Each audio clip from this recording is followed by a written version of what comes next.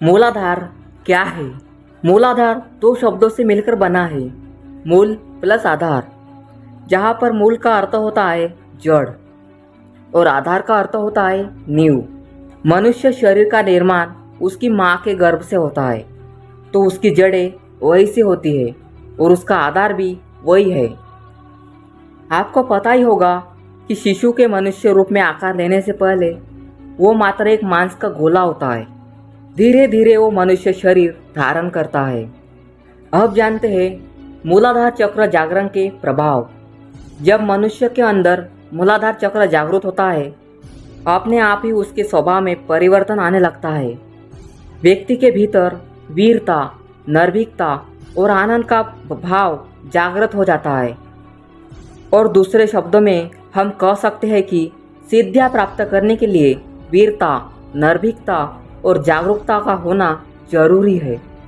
और इस चक्र के जागरूक होने से मन में आनंद का भाव ही उत्पन्न हो जाता है।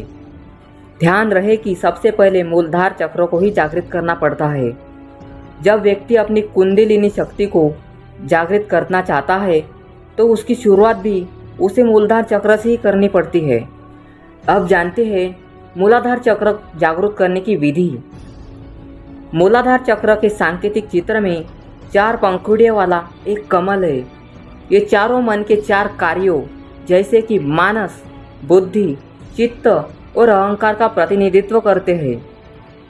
मनुष्य जब तक पशुवत है, जब तक कि वह इस चक्र में जी रहा है, इसलिए भोग, निद्रा और संभोग पर संयम रखते हुए इस चक्र पर लगातार ध्यान लगाने से यह चक्र जागृत होने लगता है।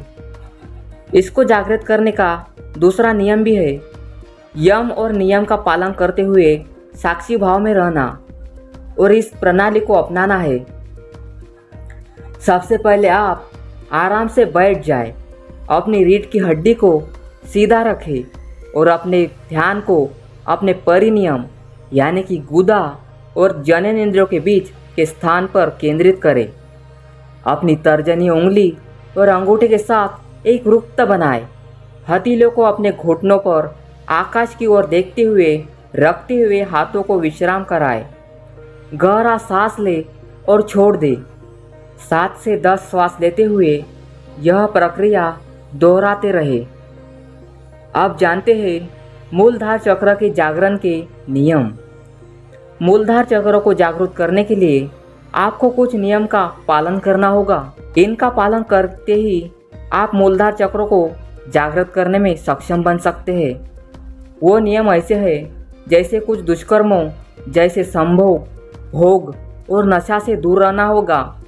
जब तक कोई व्यक्ति अपने शरीर में ब्रह्मचर्य तक नहीं पहुंचता, फिर अन्य केंद्रों यानी कि कोई भी चक्र को जागरूक नहीं कर सकता और ये काम संभावना पर काम करना मुश्किल होता है। दोस्तों, आपको बताई हुई जानकारी अच्छी लगी तो कमेंट करें और ऐसी वीडियो के लिए हमारे चैनल को सब्सक्राइब करना बिल्कुल ना भूलें।